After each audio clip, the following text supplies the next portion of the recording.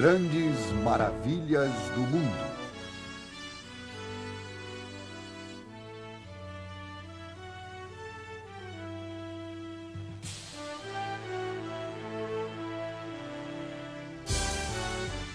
Maravilhas criadas pelo homem.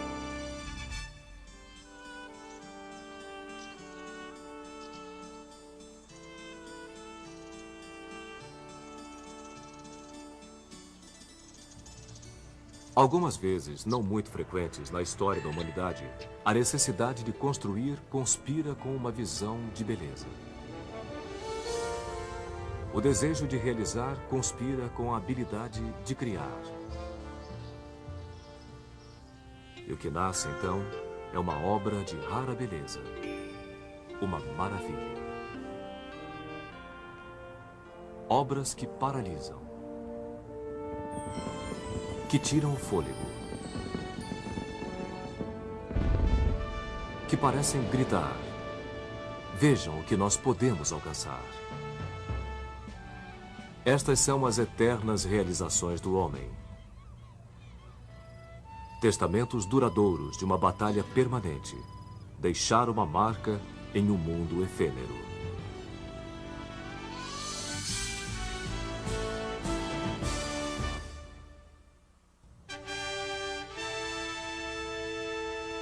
Coliseu de Roma.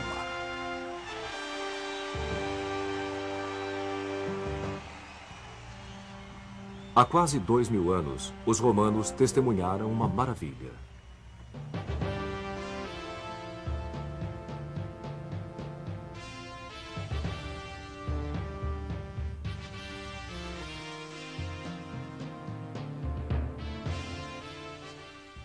Aqui, onde o imperador Nero havia construído um palácio suntuoso com um lago artificial, um novo imperador, Vespasiano, quis deixar sua herança.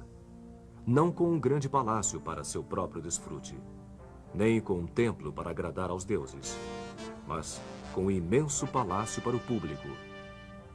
Um anfiteatro para sediar os jogos, campeonatos e rituais que acabou se tornando a mais importante assembleia pública da capital.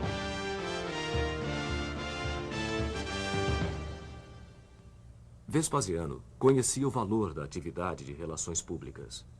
Quando ele assumiu o poder em 69 d.C., herdou uma cidade em ruínas. Um enorme incêndio havia destruído grande parte de Roma anos antes.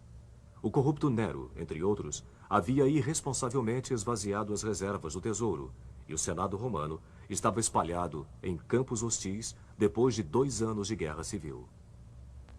Vespasiano logo anunciou seu novo projeto. Ele iria drenar o lago artificial de Nero e construir um enorme anfiteatro público, o maior jamais realizado. Ele o batizou de Anfiteatro de Flávios, em homenagem a seu nome de família.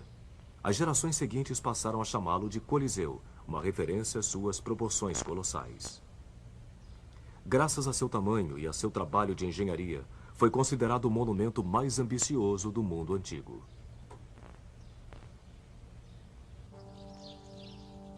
Enormes blocos de calcário foram carregados por escravos para construir a elipse de dimensões monumentais, 600 metros de circunferência, cobrindo 15 hectares e erguendo-se a uma altura de 16 andares. Primeiramente, foram erguidos os arcos e os pilares, e em seguida as paredes laterais foram sendo construídas, preenchendo os espaços vazios com uma rocha vulcânica muito leve chamada Pedra Pomes. Com lugar para 50.000 espectadores, o Coliseu equivale aproximadamente à metade do tamanho do Maracanã. Os construtores de estádios de hoje em dia ainda se baseiam no sistema engenhoso de entradas e passagens primeiramente utilizado no Coliseu.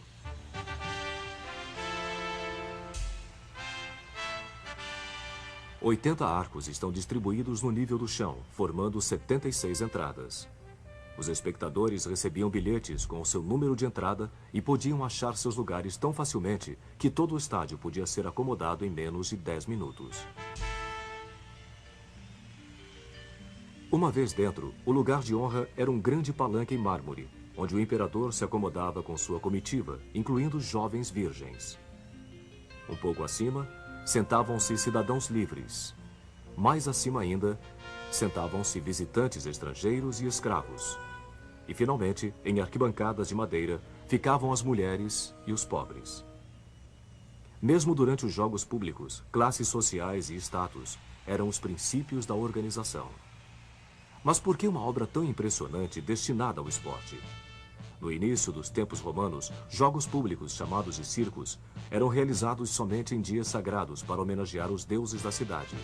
Até a época de Jesus, torneios, caçadas a feras e corridas de carruagens eram uma obsessão para os romanos. Qualquer imperador que se prezasse levava a sério os conselhos do historiador Juvenal.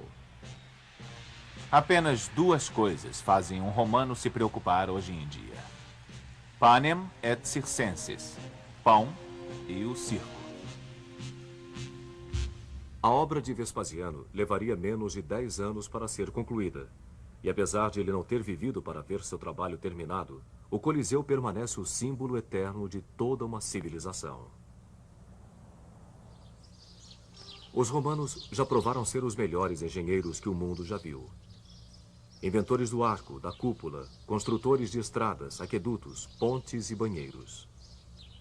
Embora a estética romana tenha sido em grande parte emprestada dos gregos, sua tecnologia era profundamente original. Lá perto, no Panteão, uma gigantesca abóbada de concreto parece flutuar suavemente no espaço. Uma estrutura de concreto armado tão grande, vazada por um único raio de luz, não seria construída novamente até o século XX.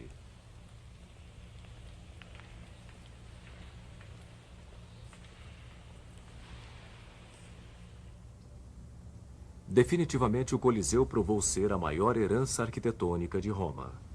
No entanto, o que o monumento tinha de magnífico chocava-se com o que de cruel acontecia dentro dele.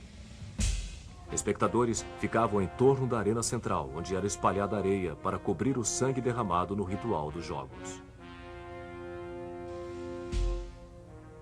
No dia da inauguração, no ano 80, o novo imperador Titus, filho de Vespasiano, inaugurou o anfiteatro com uma caçada a feras selvagens. Em apenas um dia, 5.000 animais foram condenados à morte. Estes rituais sangrentos de celebração poderiam durar mais de 3 meses. Animais exóticos eram trazidos de regiões distantes para o Coliseu, onde eram mantidos em celas localizadas no nível subterrâneo, que podem ser vistas ainda hoje. As feras eram então transferidas em elevadores para o nível da arena, onde iriam enfrentar as lanças dos caçadores. Em algumas ocasiões, as canaletas de drenagem eram fechadas e a arena era deliberadamente inundada. O estádio se transformava num mini-mar para simulação de batalhas navais. Os gladiadores eram, no entanto, a atração principal do Coliseu. Escravos, criminosos e a mais baixa estirpe de Roma, algumas vezes até mulheres, eram especialmente treinados para depois se apresentarem nas batalhas públicas. Ave César! Nós que estamos prestes a morrer, vos saudamos. A coragem ou a covardia do gladiador era aplaudida ou vaiada pela multidão, que votava com as mãos o destino do perdedor. De acordo com alguns historiadores, polegares para cima ou uma onda de lenços abanando significavam que o gladiador viveria e poderia até mesmo se tornar um homem livre.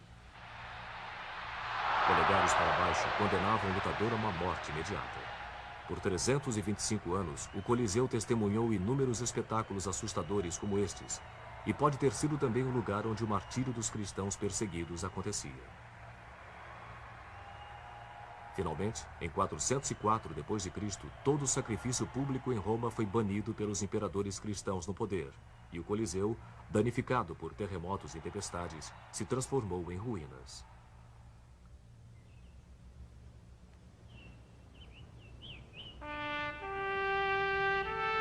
Através dos séculos, o Coliseu se transformou em uma pedreira de mármore, saqueada pelos vários Césares de cada nova era.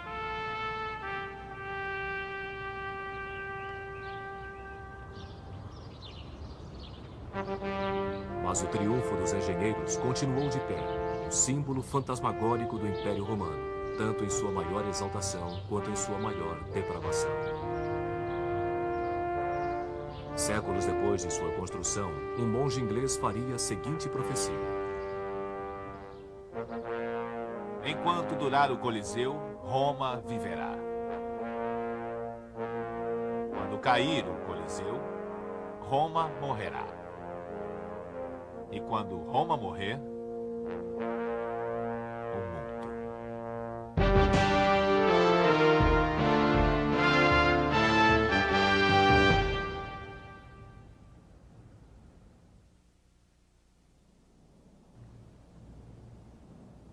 Machu Picchu.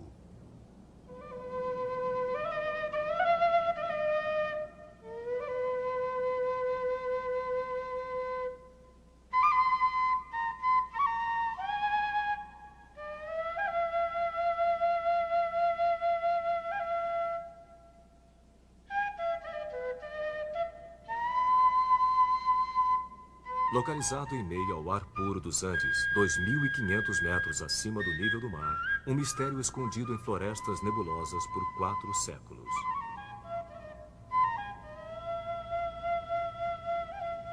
Crônicas do século XVI contam que estas montanhas impenetráveis esconderam a última cidade dos Incas, Vilcabamba, onde Manco Inca, o líder das crianças do Sol, desesperadamente procurou refugiar-se dos espanhóis, que haviam dizimado seu império em sua ânsia por ouro.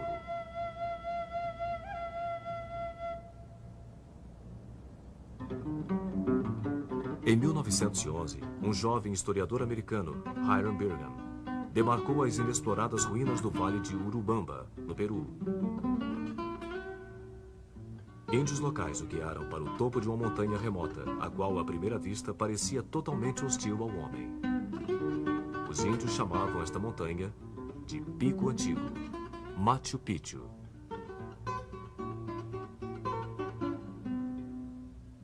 Bingham descreveu a viagem. De 4, nós nos precipitamos por uma grama escorregadia. Bem mais para baixo, Urubamba rosnava furiosamente. Nós contornamos a colina e, de repente, avistamos diversos níveis de terraços incas. Que tipo de comunidade precisaria de centenas destes terraços? Tem espaço para uma plantação suficiente para alimentar toda uma cidade. Este lindo santuário preservado nunca sentiu o peso e a fúria das botas dos conquistadores. Eu percebi que Machu Picchu seria a maior e mais importante ruína descoberta na América do Sul desde a chegada dos espanhóis.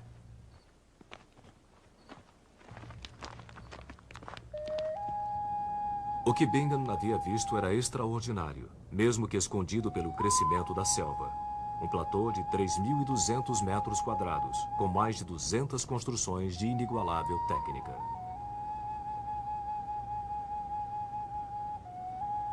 Aos poucos eu fui percebendo que esta parede com templos semicirculares ao seu redor sobre a caverna era tão bonita quanto o mais bonito dos trabalhos em pedra do mundo. Eu quase perdi o fôlego. O que este lugar poderia ser? Bingham acabou acreditando que havia achado a cidade perdida de Vilcabamba, refúgio de Manco Inca. Mas Machu Picchu foge a qualquer explicação, pois não é uma cidade, mas antes um imenso centro religioso. Um lugar sagrado para os rituais de uma das mais enigmáticas civilizações de nosso mundo. Os Incas construíram um império que, em seu apogeu no século XVI, atingia 4.000 quilômetros, o mais poderoso da América do Sul. A capital Inca, Cusco, superpovoada, com 100.000 pessoas, tinha uma riqueza lendária. Este pátio em Coricancha, o Templo do Sol em Cusco, era ornamentado com 700 sólidas lâminas de ouro, cada uma pesando mais de 2 quilos. Como a maioria dos tesouros incas, este foi também saqueado pelos conquistadores espanhóis. Os incas eram engenhosos organizadores sociais. Apesar de não terem linguagem escrita, eles desenvolveram uma sofisticada economia, talharam plataformas nos despenhadeiros, irrigaram os terraços através de canais.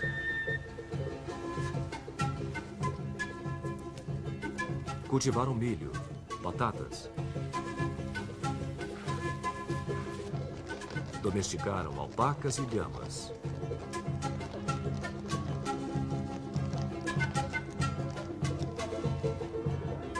Hoje em dia, muitos dos índios peruanos ainda conduzem suas vidas segundo a cultura de seus ancestrais incas.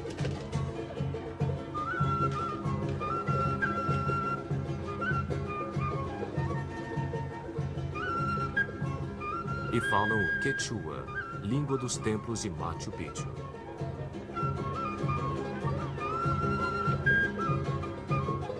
A mais duradoura das realizações incas é também a mais desconcertante. Os monumentos feitos em pedra. Enormes blocos de granito tão precisamente superpostos que sequer uma lâmina pode penetrar entre eles.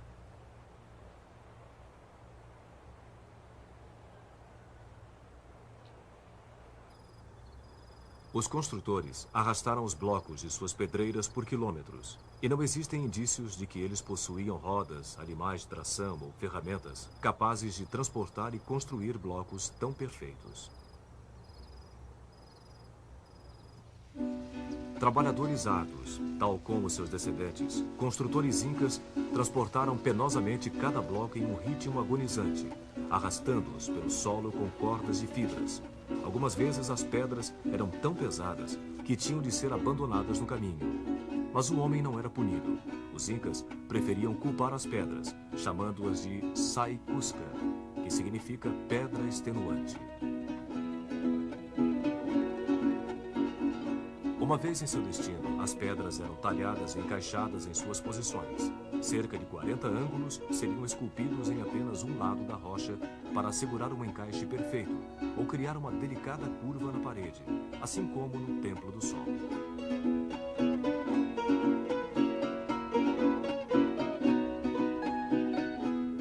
A forma trapezoidal da maioria das construções foi uma inovação inca com o objetivo de dar a estabilidade necessária durante os frequentes tremores de terra que abalavam os Andes.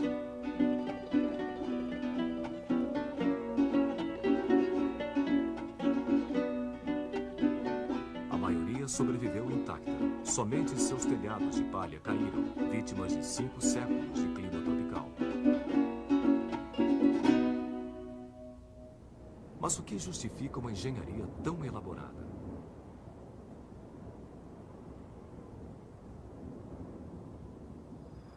Machu Picchu parece ter sido uma espécie de quartel sagrado para a religião Inca. Uma religião baseada na adoração ao sol e na sua evolução através dos céus.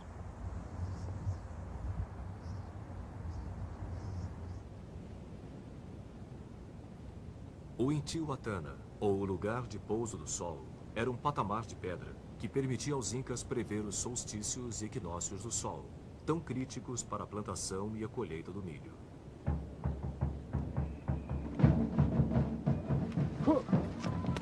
No solstício de junho, que marca o início do inverno no sul do Equador, o sol era simbolicamente amarrado à terra para assegurar seu retorno nos meses que viriam.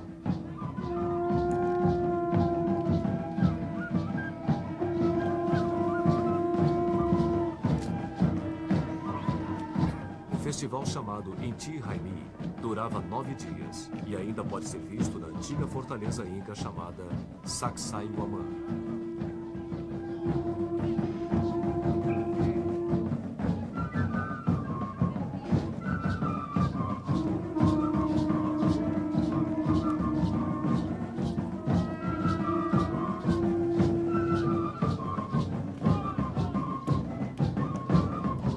Para os incas, o sol era o pai divino de todos os povos, e o rei era o seu regente na terra.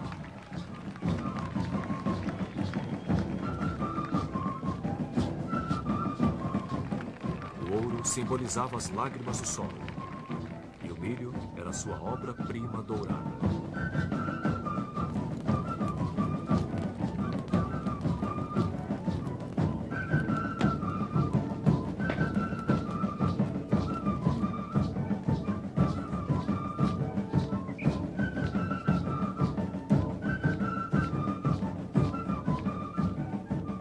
Desta fortaleza, no ano de 1536, o líder Manco Inca rompeu o cerco espanhol e fugiu para as montanhas para sempre.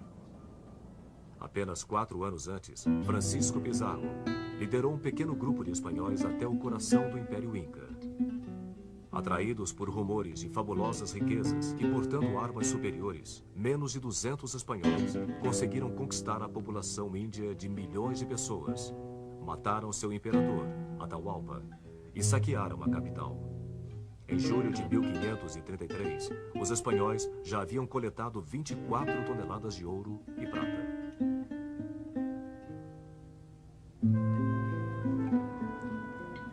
Quando Manco Inca perdeu sua última batalha, ele abandonou Cusco, que logo se transformou numa colônia que foi construída sobre as fundações indestrutíveis da antiga cidade Inca. E o último refúgio de Manco Inca, chamado de Vilcabamba, poderia ter sido em Machu Picchu? Algumas evidências apontam para outro lugar, recentemente localizado, bem mais afastado para o noroeste. Machu Picchu foi provavelmente abandonado muito antes e já teria sido vítima da mata invasora. Tal como a civilização que o criou, Machu Picchu continua um mistério, engolido pela terra de onde surgiu.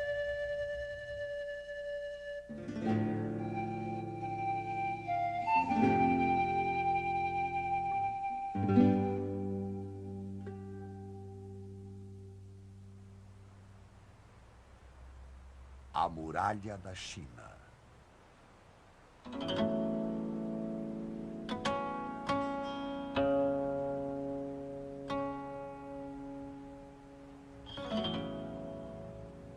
Do outro lado do mundo, um novo imperador projetou uma linha de pedra cortando a face da terra, que seria construída pelas mãos do homem em um enorme pedaço de terra. Como se dissesse até para os deuses: esta é minha terra, não se aproxime.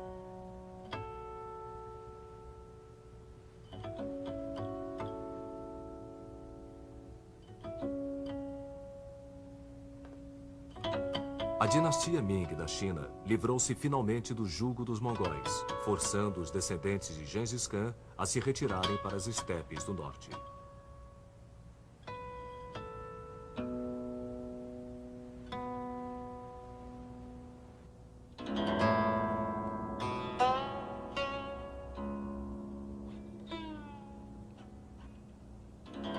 China, o Império do Meio, era de novo governada por um imperador chinês.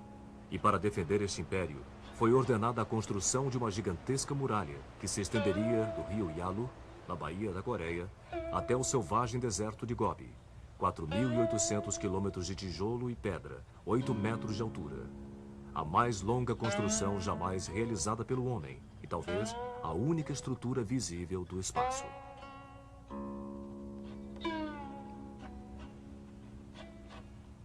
Se a muralha da China fosse esticada de ponta a ponta no Brasil, ela ligaria Macapá a Porto Alegre.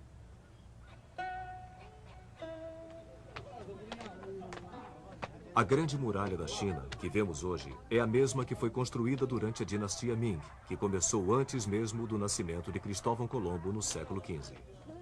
A ideia, no entanto, de construir uma parede em volta do Império do Meio data de 2000 anos antes, do século VIII a.C.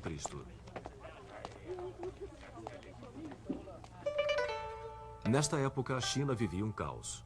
Estados hostis lutavam entre si e contra tribos nômades que tentavam invadir pelo norte. Durante centenas de anos, uma sucessão de paredes em barro foram construídas entre montanhas e ao longo dos vales com o objetivo de manter afastados vizinhos hostis. Todo este esforço, no entanto, era em vão. Mas no ano 221 a.C., um homem unificou a China e se proclamou o primeiro imperador, Qin Shi Huangdi. Em seu breve reinado de 12 anos, Qin Shi Huangdi ligou os milhares de quilômetros de antigas paredes em uma massiva muralha para a defesa militar contra os bárbaros. Um cinturão em torno de uma nação. Esta grande muralha simbolizaria a China para sempre. Ferozmente protetora, hostil a estrangeiros, prodigiosa por seu trabalho. Um povo unificado.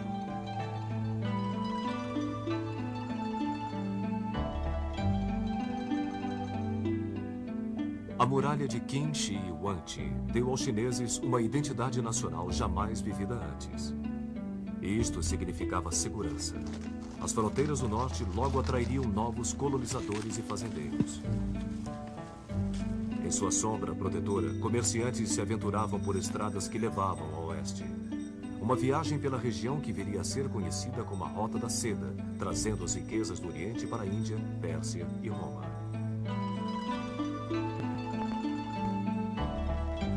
O imperador chinês escreveu: "Agora nosso povo está pacificado e não deve mais temer a guerra.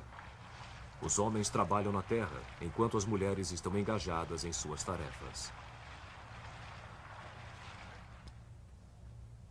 Mas esta era a sua versão. A muralha pode ter sido uma grande realização militar, mas foi também o resultado de um trabalho brutal por parte do povo chinês. 800 mil soldados, trabalhadores cativos e prisioneiros foram forçados a trabalhar para erguer a muralha. Criminosos enfrentavam uma punição a mais.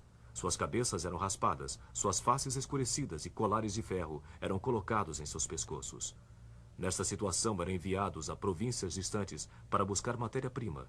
Um cronista escreveu: "Valas ao lado de estradas eram preenchidas com corpos de homens que foram forçados a ir para a construção da grande muralha. E quando homens não podiam mais ser encontrados, suas viúvas se juntavam à marcha." A história de uma das viúvas se transformou em lenda. Aqui, nos limites leste da muralha, perto do Mar da China, um templo foi erguido em homenagem a Meng Jiannu. Meng, a história conta, foi atrás de seu marido que havia sido mandado para construir a muralha.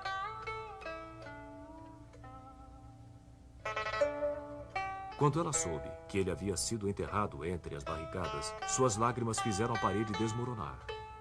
Desta forma, ela achou os ossos de seu marido e amaldiçoou o imperador. Denunciando a ordem autocrática do imperador, ela se tornou a voz simbólica do povo contra um onipotente opressor.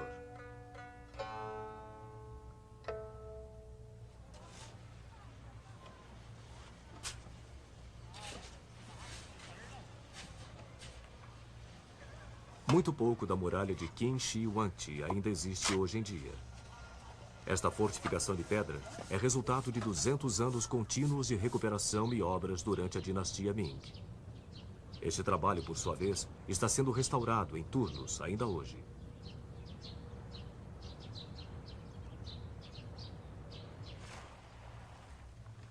A muralha atravessa metade da China, subindo montanhas inclinadas e protegendo vales, engenhosamente transformando terrenos desfavoráveis para a guerra em vantagem tática.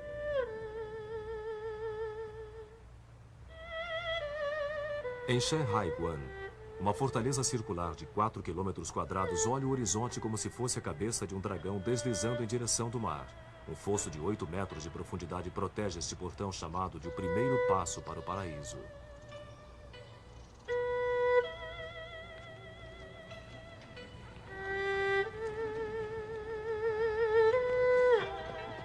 A 300 quilômetros dali, a fortaleza de Jiayuguan era o último entreposto do Império, já que depois deste ponto, em direção ao oeste, estava o vasto deserto mongol.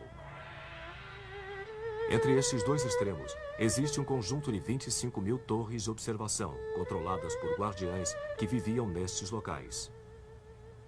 Quando atacados, eles mandavam informação sobre as tropas inimigas por meio de sinais de fumaça durante o dia e sinais de fogo durante a noite. Estas informações percorriam centenas de quilômetros em questão de horas. Perto de Beijing, a toda poderosa fortaleza de Badalin foi construída cercada por diversas camadas de paredes externas, grande o suficiente para acomodar 5 cavalos montados ou 10 homens de infantaria marchando lado a lado. Suas duas faces asseguram que a muralha poderia servir de defesa dos dois lados, não importando por onde fosse atacada. Apesar de a muralha ter resistido aos arcos e espadas dos mongóis e dos manchus, ela mal conseguiu sobreviver aos rompantes ideológicos de nosso tempo. Durante a Revolução Cultural dos anos 60, desdenhando o passado histórico da muralha, fazendeiros roubaram muitas partes dela para usar em seus chiqueiros.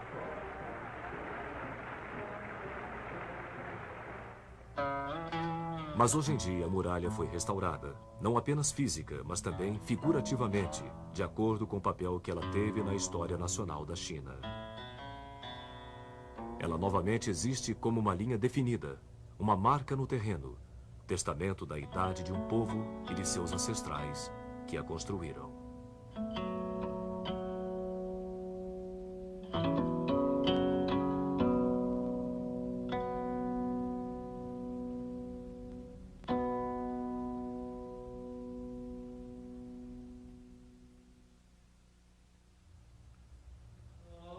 Kremlin.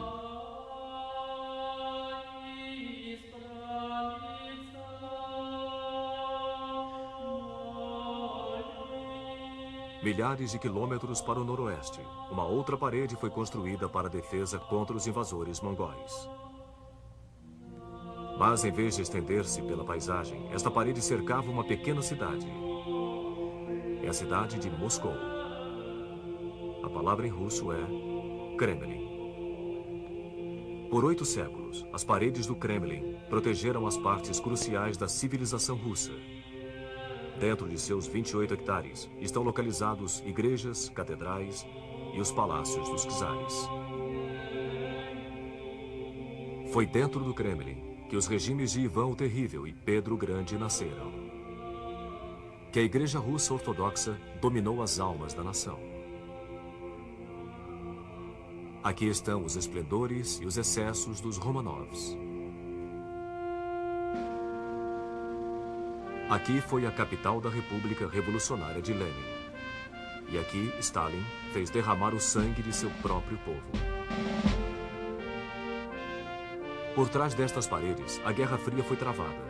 E aqui, um novo capítulo da história russa foi revelado na última década do século XX.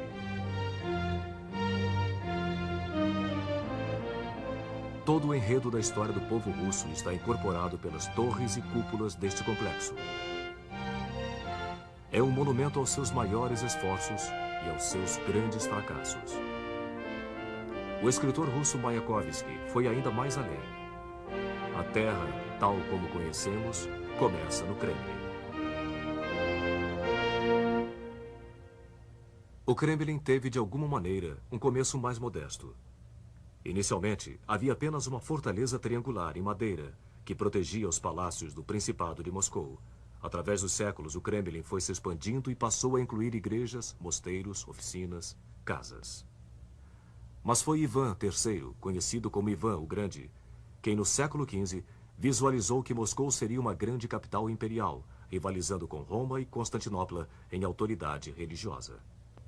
Ele adotou a águia dupla como seu emblema e ganhou o título de regente de toda a Rússia, um cargo que seus sucessores viriam a chamar de czar, modelando a si mesmos como os Césares romanos. Ivan expandiu o Kremlin, trazendo renomados arquitetos da renascentista Itália para transformar o complexo medieval. Os arquitetos substituíram as antigas construções em madeira e pedra por construções de paredes de tijolos vermelhos que sobrevivem até hoje.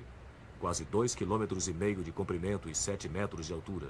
As paredes levaram 10 anos para serem construídas e estão entre as mais bonitas fortificações militares jamais erguidas. 20 torres cortam a linha do céu, cercando a fortaleza. Uma das torres é a do portão Spassky, considerado até hoje a majestosa entrada principal do imponente Kremlin.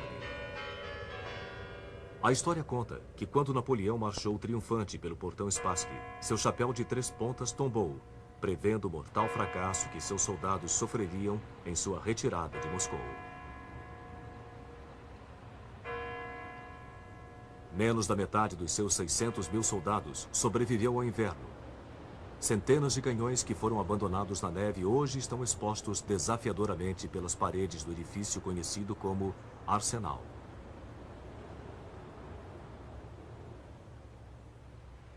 Mas se a espinha dorsal do Kremlin são suas paredes e torres, sua alma é representada pela Praça da Catedral.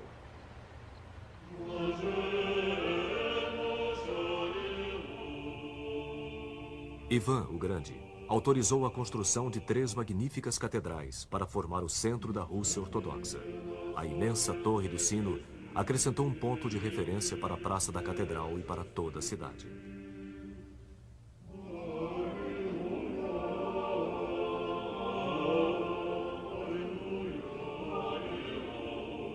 A Catedral de Ascensão, nomeada por Fioravante de Bolonha, tem uma forma simples, mas monumental, entre 5 cúpulas de ouro. Neste lugar, os czares de Moscou foram coroados.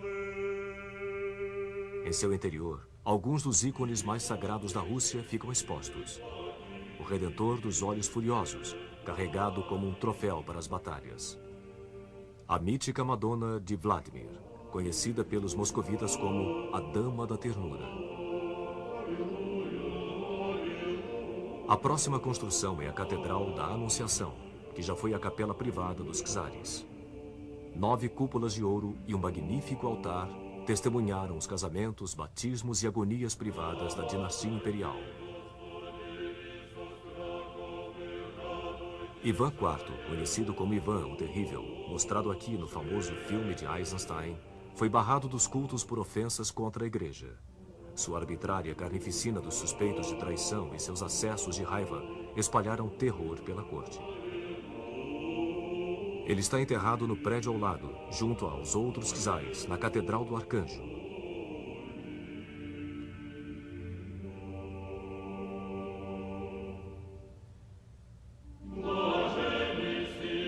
Seu túmulo se encontra ao lado do de seu filho, que foi morto por Ivan com suas próprias mãos. Mas a herança de Ivan o Terrível não foi somente de maldades. Ele fez construir a Catedral de San Basil, bem próxima do lado externo da parede do Kremlin. 9 fantásticas cúpulas se encontram sobre a Praça Vermelha.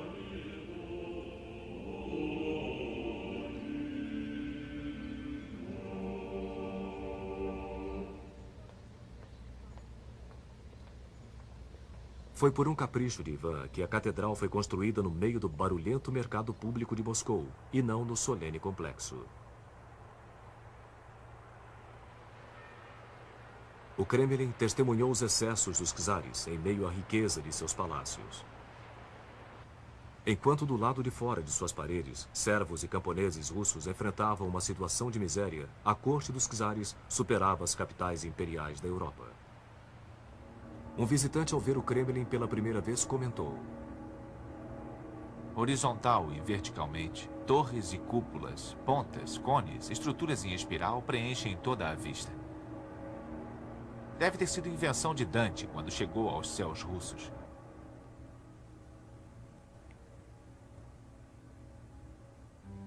O Palácio das Faces, o mais antigo monumento do Kremlin, continha as salas de recepção dos czares, onde mulheres, banidas de suas funções oficiais, observavam as intrigas da corte de uma janela em arco.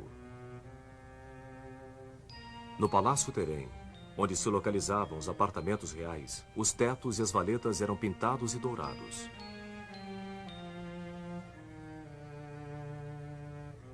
Neste palácio, o jovem czarevich Pedro, o primeiro Romanov, presenciou o assassinato de sua família.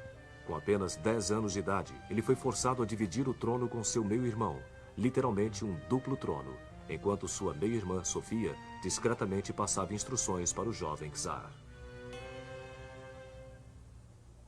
Foi Pedro quem, em 1712, colocou um fim das intrigas sangrentas do Kremlin, transferindo a capital para a nova cidade do norte, São Petersburgo. Mas o Kremlin permaneceu uma casa longe de casa para os Romanov. Durante os 2 séculos seguintes, os antigos palácios foram reunidos no Grande Palácio do Kremlin, que se tornou a peça magistral da corte imperial. Ambientes para recepção pública foram construídos em larga escala para impressionar os visitantes ilustres. Somente o St. George Hall mede 65 metros de comprimento. Mais intimistas, mas não menos opulentos, são os quartos privados do palácio, onde os Romanov satisfaziam seu lendário apetite para as artes decorativas.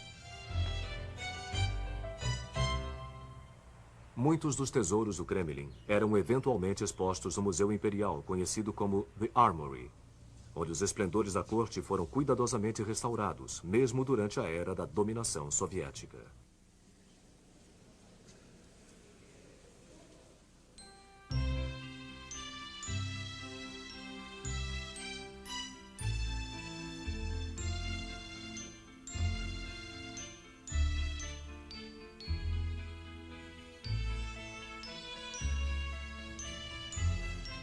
Mas a extravagância da vida no Kremlin não poderia sobreviver à profunda insatisfação das classes menos privilegiadas.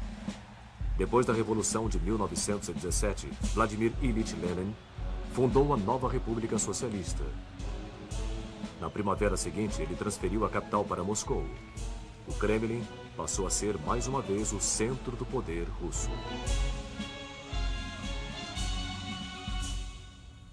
Esta mudança aconteceu em uma época de profundo crescimento do Kremlin. Prédios do novo parlamento soviético e casas do Congresso foram levantados no severo estilo realista, contrastando com seus imponentes e ornamentados vizinhos. Aqui também ficavam os alojamentos espartanos de Lenin, que preferia comer em pratos lascados do que em pratos de porcelana imperial. Em mãos soviéticas, o Kremlin foi transformado em um diferente tipo de monumento, não para atender às riquezas da corte, mas para servir ao poder do Estado comunista. A estrela vermelha substituiu a dupla águia dos czares. Bustos de Lenin substituíram os ícones dos santos. E a tumba onde Lenin foi embalsamado se tornou um lugar de peregrinações sagradas para seus seguidores. Mesmo hoje em dia, quando os russos repudiam seu passado soviético, eles não rejeitam o Kremlin. É a história de nosso Estado. O Kremlin sempre foi o centro político, cultural e espiritual do país. Para mim, o Kremlin é sagrado. É a história do Estado da Rússia, o qual existe e vai sempre existir, independentemente das comoções que podem vir a acontecer e a sacudi-lo. Nós realmente amamos este lugar, eu em particular. Eu trouxe minha filha para mostrar a ela quão esplêndida nossa terra é, para contar a ela o que nós vemos, o que nós sabemos e o que nós lembramos. O Kremlin continua a cativar o coração do povo russo, não somente por sua beleza, mas pelo que ele carrega de verdade, suas memórias e esperanças.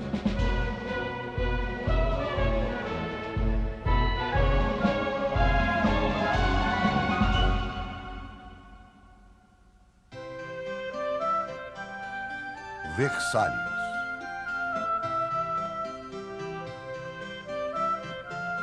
Enquanto o Kremlin sobreviveu a revoluções, há um outro palácio que mal sobreviveu a uma.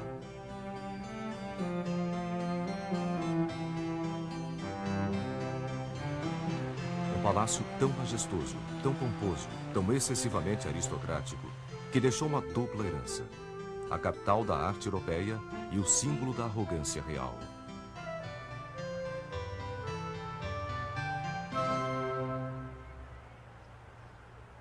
Versalhes começou com um ato de ciúme.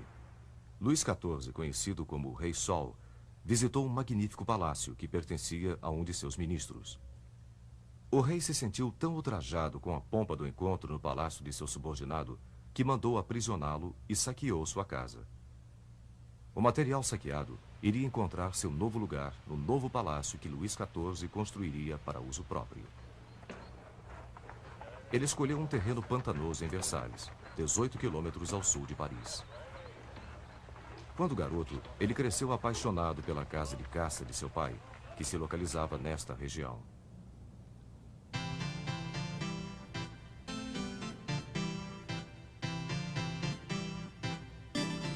Versalhes seria a nova corte da França. Mais de 22 mil trabalhadores foram contratados para transformar 250 acres de pântano nos mais bonitos palácios e jardins do mundo.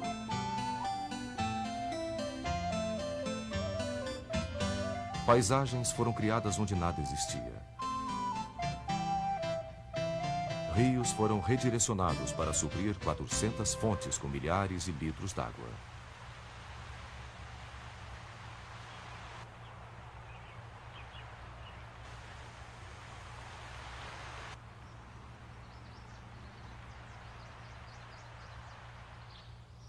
Quando o fedor das latrinas de Versalhes se tornava insuportável, Luís XIV tinha 3.000 árvores de fragrância em caixas estrategicamente arrumadas.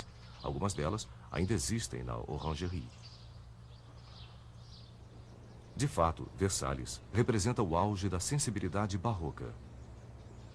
Aqui, a natureza foi domada e algumas vezes torturada em submissão.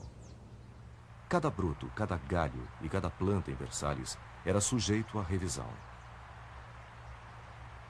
Árvores eram posicionadas ao longo dos caminhos de tal forma que não fizessem sombra nas magníficas estátuas que enfeitavam o jardim.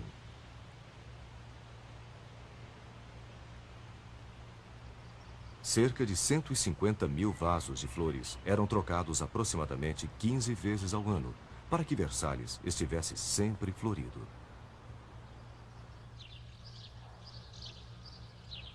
As diferentes alas de Versalhes impunham uma ordem racional e humana em uma incompreensível dimensão de luxo.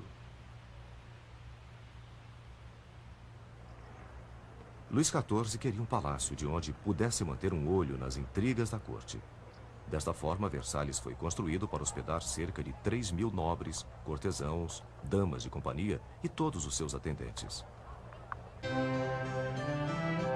700 quartos foram decorados com mármore, brocado, veludo e ouro.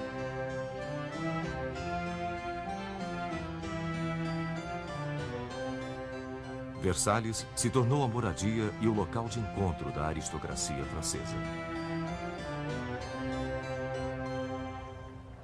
Luís XIV gostava de viver exposto aos olhos públicos e, portanto, mantinha o palácio aberto a todos que estivessem interessados em conhecê-lo.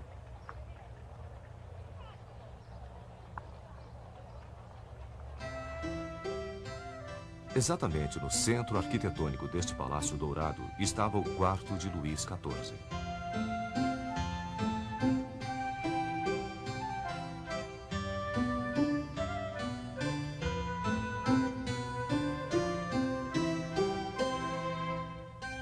O dia começava aqui não com um nascer do sol, mas com um despertar do rei. Um ritual chamado de o nascer do rei. Luís XIV tinha um atendente para cada função. Um para vestir a manga direita da roupa, outro para vestir a manga esquerda, um para colocar a gravata, outro para amarrá-la. 4.000 serventes e 500 cozinheiros alimentavam o enorme apetite da corte por cerimônias.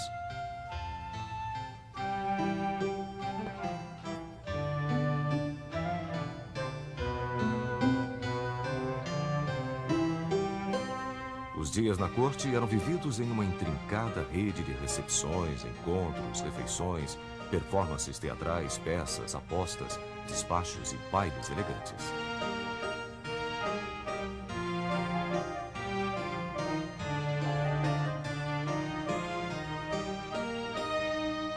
O rei frequentemente participava de apresentações de balés folclóricos. Era sabido que somente o rei poderia se juntar aos bailarinos.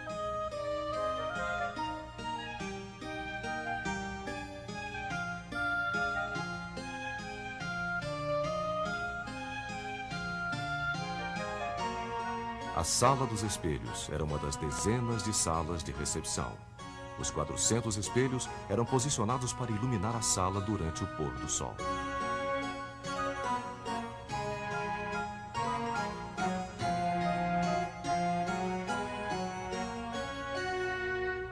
Na Sala dos Desenhos, adjacente à Sala dos Espelhos, cortesãos ganhavam ou perdiam influência, dependendo da moda de cada dia.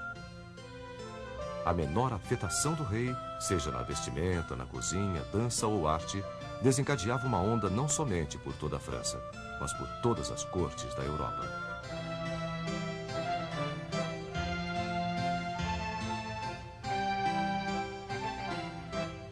E o mesmo poder tinha a felizarda dama que mais recentemente tivesse conquistado a atenção do rei.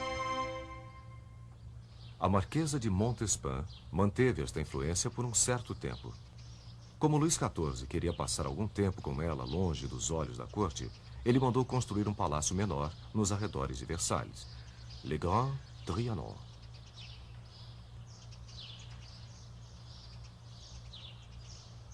Em 1715, Luís foi sucedido por seu bisneto, Luís XV, que expandiu Versalhes sob a influência de outra marcante mulher, Madame de Pompadour, sua amante por 20 anos. Ela também queria uma casa afastada da corte, e Luís XV construiu o Petit Trianon. Mas Madame Pompadour não chegou a ver seu palácio pronto, e ele se transformou mais tarde na casa de encontro do rei com sua nova favorita, a Condessa de Paris. Mas foi uma outra mulher de Versalhes quem iria representar os excessos da corte francesa, Maria Antonieta. Maria, que era austríaca, acabou ocupando este leito através de um casamento politicamente arranjado e extremamente impopular com Luís XVI. Ela nunca conseguiu conquistar o povo francês, mesmo tendo feito o seu melhor para impressionar a corte. Maria tinha uma queda pelo estilo de vida rústico, pelo menos a sua versão real. Para satisfazer seu gosto pelo campo, uma vila charmosa foi artificialmente construída com seu próprio pequeno moinho e com antigas cabanas que tinham suas paredes cuidadosamente rachadas e tudo mais que fosse necessário para caracterizar a vila. Foi nesse seu refúgio idílico que, em 5 de outubro de 1789, Maria Antonieta foi alertada sobre o fato de que a Revolução Francesa chegara a Versalhes. Raivosos parisienses estavam se aproximando do palácio. A família real deixou Versalhes na manhã seguinte e nunca mais retornou. E Versalhes, que apenas 6 anos antes havia assinado o tratado que dava à América sua independência, agora era considerado um símbolo da tirania em seu próprio país.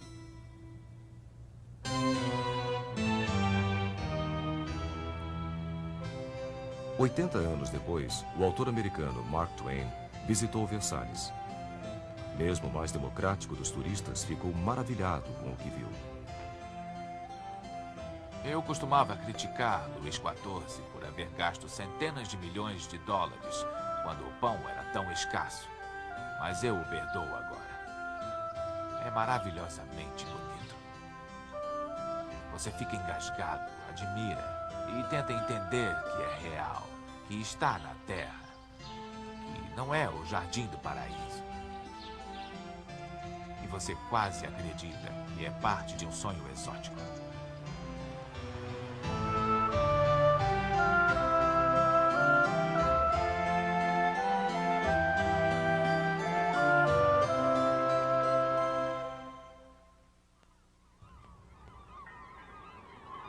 Estátua da Liberdade. Durante toda a viagem, eles estavam falando que nós iríamos encontrar uma bonita senhora com uma tocha. E eu não conseguia visualizar a cena. Quando eu a vi, eu disse: Mãe, vem aqui. Esta é a liberdade. Esta tocha lá no alto quer dizer seja bem-vindo. Finalmente nós viemos à Terra Prometida para a Estátua da Liberdade. Bonita, linda mulher. Eu disse para minha mãe o que ela significa. Minha mãe me abraçou e respondeu: ela significa América.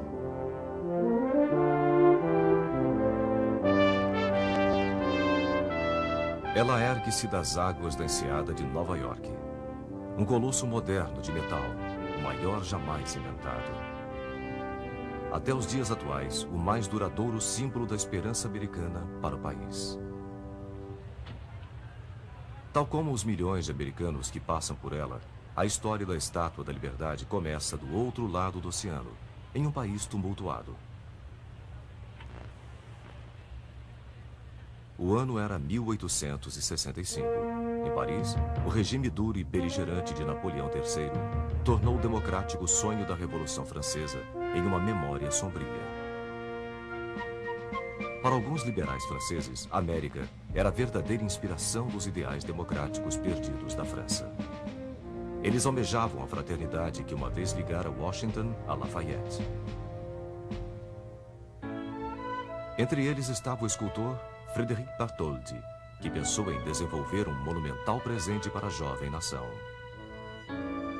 Eu tentarei glorificar a República e a liberdade lá, na esperança de um dia achá-las aqui de novo.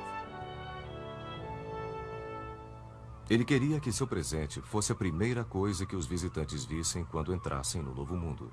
Então escolheu Bedloe's Island como lugar indicado. Se os americanos pagassem por um pedestal, ele prometeu a si próprio que a França pagaria por uma estátua colossal.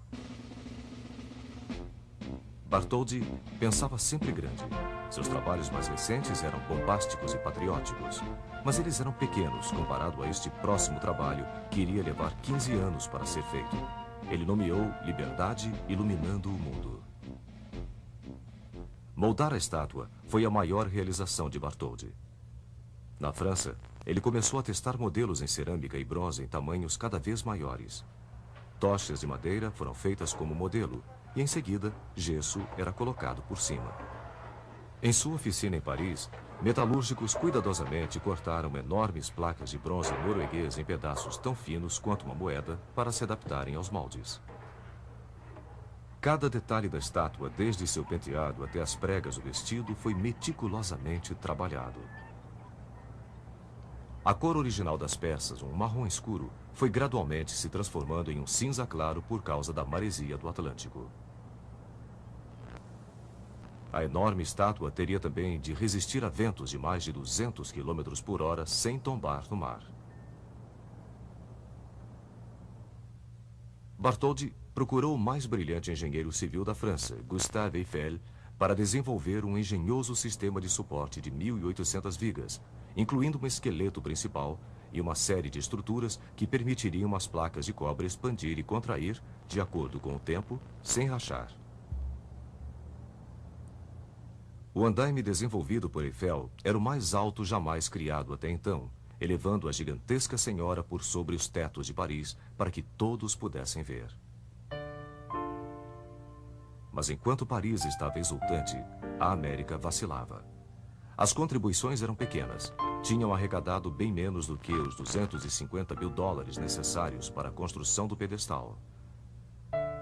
Bartholdi levou a tocha para exposições beneficentes em que visitantes eram convidados a conhecer e subir no pedestal. Finalmente, o editor Joseph Pulitzer conclamou os cidadãos de Nova York a apoiarem o pedestal. O pedestal sozinho já era uma obra-prima da engenharia e foi desenvolvido por Richard Morris Hunt para harmonizar com a estátua e não competir com ela, e principalmente para suportar um peso de 225 toneladas de ferro e cobre.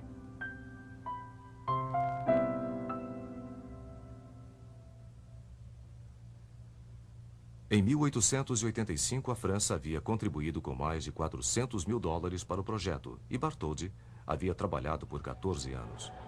A estátua completa foi desmontada e enviada à sua nova casa embalada em mais de 200 caixotes, 39 somente para rebites. Quando a estátua foi remontada um ano mais tarde em Nova York, os americanos viram pela primeira vez o que seria considerado símbolo de esperança para seus imigrantes nas décadas vindouras.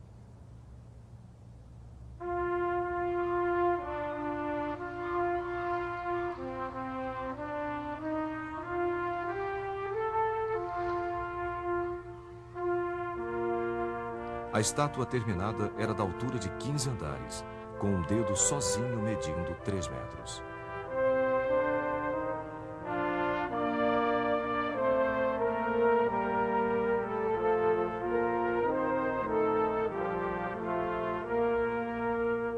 O simbolismo da liberdade estava claro.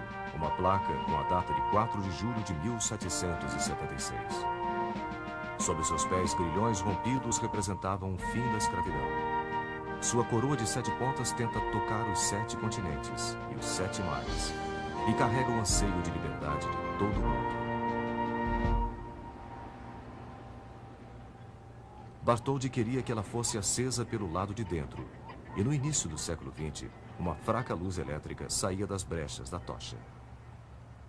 Este modelo original está em exposição em um museu próximo à estátua. Reformas recentes colocaram uma nova tocha com folhas de ouro de 24 quilates para incrementar a ilusão de iluminação. Aqueles que vieram em busca do abrigo da tocha vieram atrás de uma vida melhor, fugindo de exércitos para juntar-se a um parente, livrar-se de um perseguidor. Eles vieram por causa de rumores de ouro nas ruas. Vieram em trapos. Ironicamente, suas primeiras horas na Terra da Liberdade eram gastas normalmente confinadas na Ellis Island. Imigrantes a chamavam de Ilha das Lágrimas. Aqui, à sombra da Estátua da Liberdade, 16 milhões de almas esperançosas invadiram Great Hall, esperando sua sorte. Alguns deles condenados a serem postos de lado, doentes, ou que aparentavam ser mentalmente deficientes, eram impedidos de entrar no país e voltavam nos mesmos navios que os havia trazido.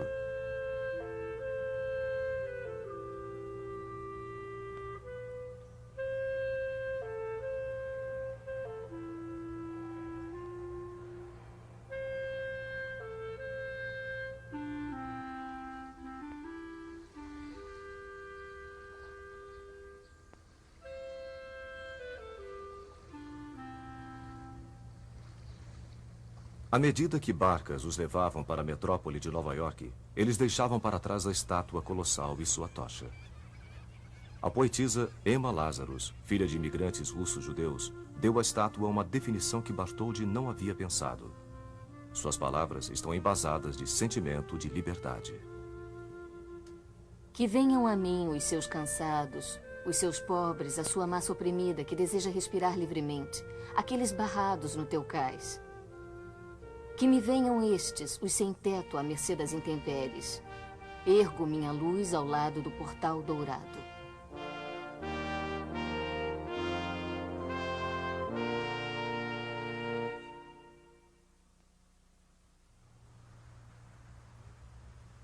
Torre Eiffel.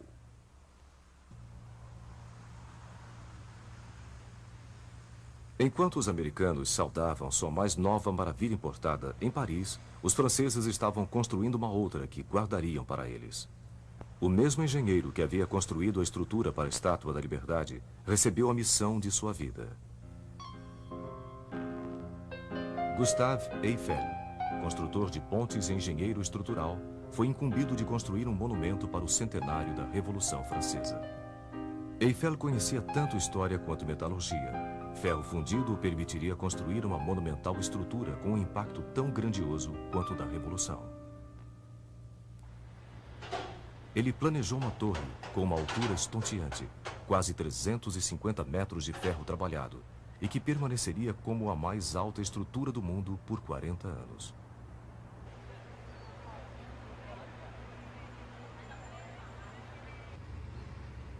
Eiffel usou novas tecnologias de pré-fabricação para fundir 12 mil traves. Elas eram manufaturadas fora do local e montadas na margem esquerda do Sena, onde ficaria localizado o monumento. 2,5 milhões de rebites sustentavam o trabalho em ferro, o que permitia que o vento passasse pela estrutura livremente. Mais perigoso era o enorme número de críticas que praticamente levaram o projeto a ser interrompido. Um proeminente grupo de artistas e intelectuais, incluindo o escritor Guy de Maupassant e o compositor Charles Gounod, assinou uma carta decretando a monstruosidade que se ergueria sobre sua amada Paris.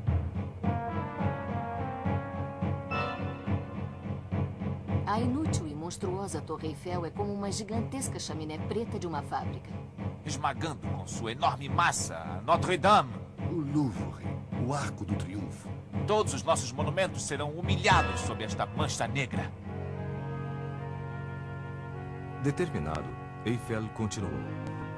A torre ficou pronta no prazo, com apenas 600 dias de trabalho, e foi inaugurada em 31 de março de 1889. Mais de 2 milhões de parisienses curiosos passaram pela torre neste primeiro ano, rabiscando seus nomes nas vigas e comprando souvenirs. Eles almoçaram no restaurante localizado na torre e subiram nos engenhosos elevadores por entre a estrutura de metal para ver o que nunca haviam visto antes. Um visitante era Edmond de Goncourt.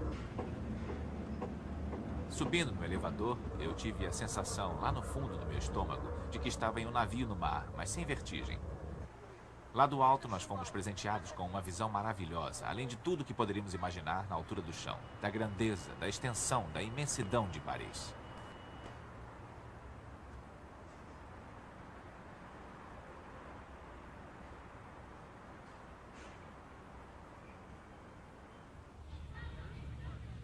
A torre mudou a maneira como os parisienses viam o mundo à sua volta. Paris não era mais simplesmente uma cidade de ruas e bulevares, mas tinha agora uma estonteante vista nova. do céu e do horizonte, tons de cores e luzes. E os artistas de Paris viram a sua antiga vista com novos olhos. Os pintores da cidade, já responsáveis por revolucionar o mundo da arte, tinham agora um monumento digno de sua moderna visão da cidade. De uma certa maneira, Eiffel criou em ferro o que artistas estavam criando em óleo. Georges Seurat usou os mais básicos elementos da pintura, luz e cor, e aplicando-os corretamente, produziu uma impressão maravilhosa de leveza, uma beleza atemporal. Mas da mesma forma, Eiffel esculpiu com alguns componentes essenciais da arquitetura. Vigas e traves foram empregadas para formar uma estrutura que, vista de longe, parece, de alguma maneira, ser leve como ar. Uma silhueta eterna, sem fim.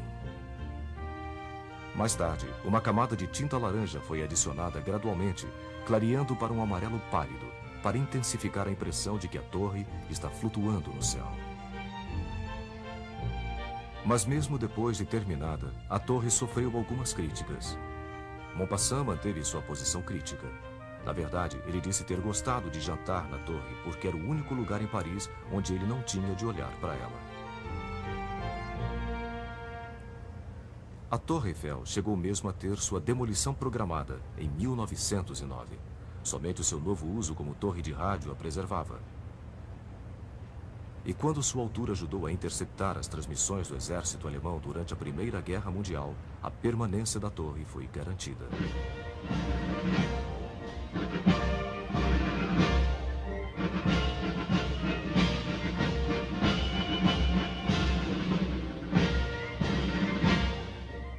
Ironicamente, o que uma vez havia sido um símbolo da revolução, do progresso e da produção em massa, hoje parece ser um tanto quanto antiquado.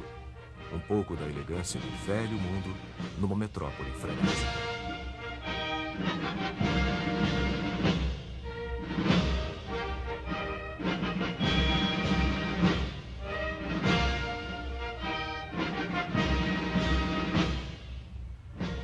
Mas, para sua época, a torre representou um passo ousado. Ela representou as boas-vindas à era moderna. Misturou beleza com tecnologia, garantindo que os dois poderiam coexistir. Esta lição, por si só, já faz da Tour Eiffel a Torre Eiffel, a mais otimista das maravilhas jamais construídas.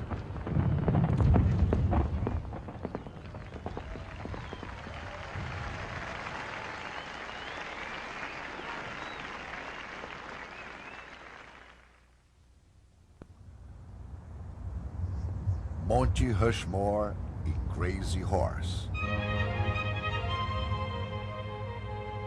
No coração da América, um outro sonho audacioso se tornou realidade no paredão de uma montanha de granito.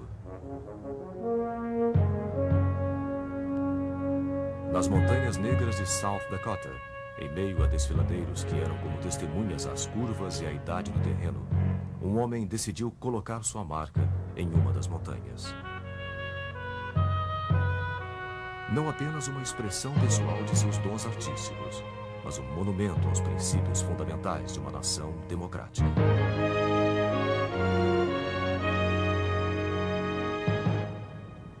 Mount Rushmore começou com um sonho provinciano de um historiador pouco conhecido chamado Dwayne Robertson. Ele imaginou um tema do Velho Oeste esculpido num dos altos paredões das Montanhas Negras. Mas o artista que ele contratou tinha uma visão totalmente diferente.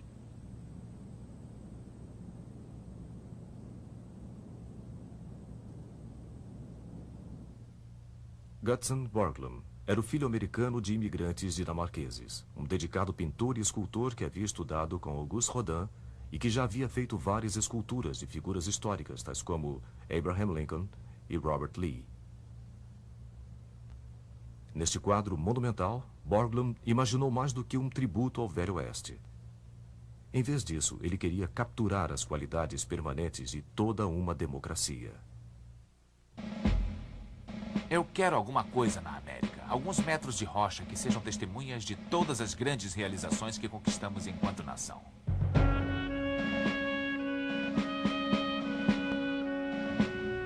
Borglum investigou a fundo a psique americana para descobrir os arquétipos dos ideais nacionais.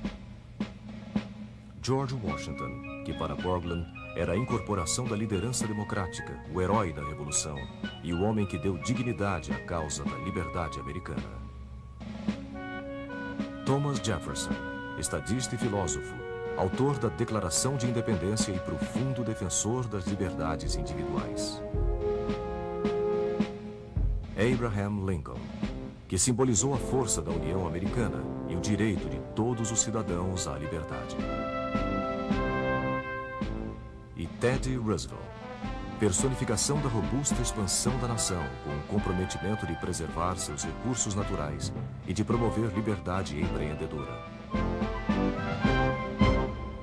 Mas como modelar numa montanha estas quatro faces? Primeiramente, Borglum e Robinson acharam um lugar com a combinação certa de superfície, integridade estrutural e iluminação solar. O trabalho de Borglum começou em 1927 e iria continuar esporadicamente por 14 anos.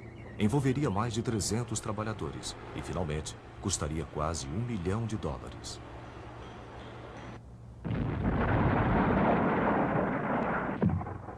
Mais de 450 mil toneladas de granito foram explodidas para criar os rostos que mediriam 20 metros de altura. A montanha estava parecendo ser incontrolável.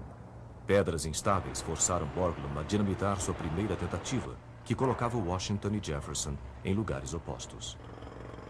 Persistentemente, Borglum começou um novo Jefferson, esculpindo a cabeça um pouco mais alta do que as outras e evitando assim rachaduras perigosas. O sucesso de Borglum em Mount Rushmore dependia, além da engenharia, de alcançar beleza artística em uma escala ampla. Borglum conseguiu passar emoção além das rochas. Uma ponta de granito na cavidade da pupila conseguiu dar a impressão de brilho no olhar. Borglum havia planejado esculpir todas as figuras até a altura da cintura, mas morreu em 1941, antes que pudesse terminar.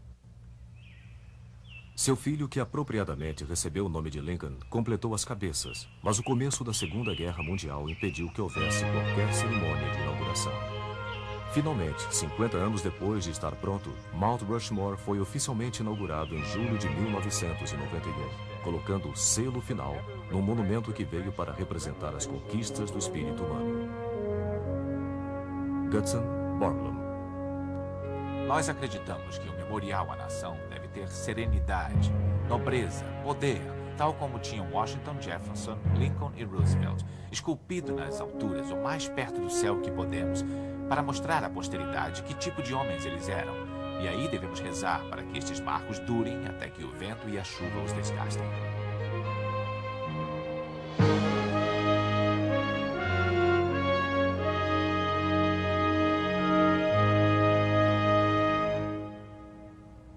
A obra de Borglum parece ser a última grande visão de uma era antiga, um tempo em que não apenas se acreditavam em heróis, mas estes tinham rostos identificáveis. Uma era em que artistas ainda tinham a experiência humana como sua inspiração e ousavam fazer afirmações em escala sobre-humana.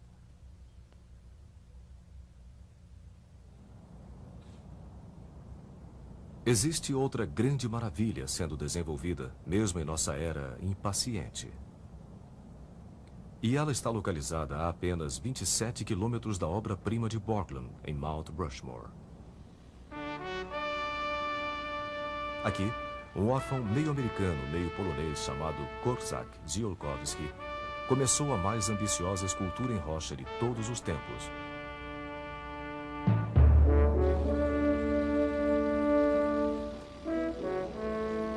Um monumento da altura de 60 andares, em homenagem ao grande guerreiro Sioux, Crazy Horse.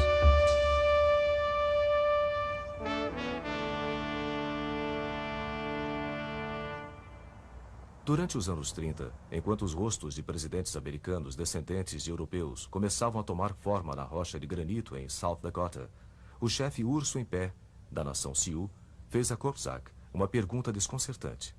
Onde estavam os monumentos de seu povo, dos heróis de uma tribo que povoou a região por 400 séculos, mas que havia sido aniquilado em menos de 4 décadas.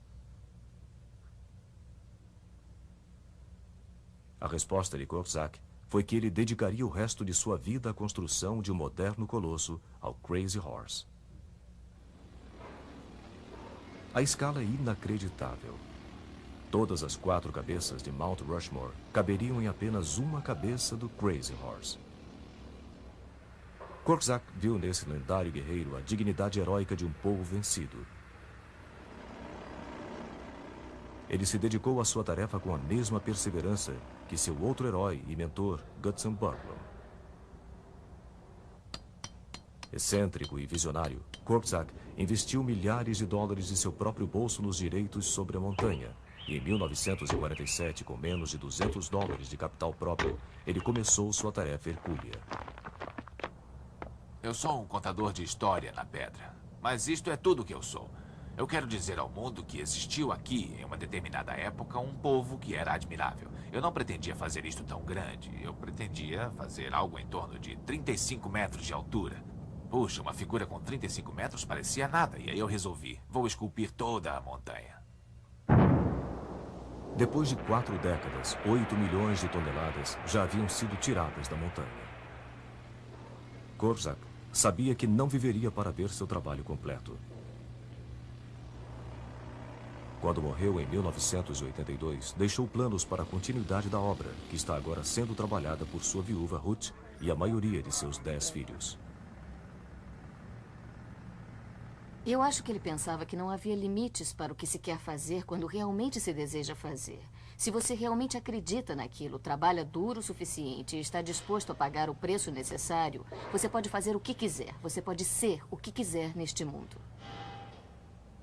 Korczak simplificava sua própria filosofia citando um velho ditado que ele ouviu certa vez.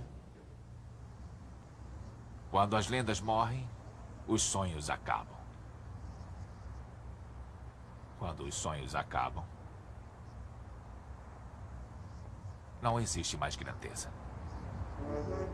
Crazy Horse espera pelo próximo sonhador. Em suas sombras, um ouvinte pode ouvir a história de todas as criações humanas, tão atemporais quanto o vento das montanhas. Um sussurro de antigos heróis.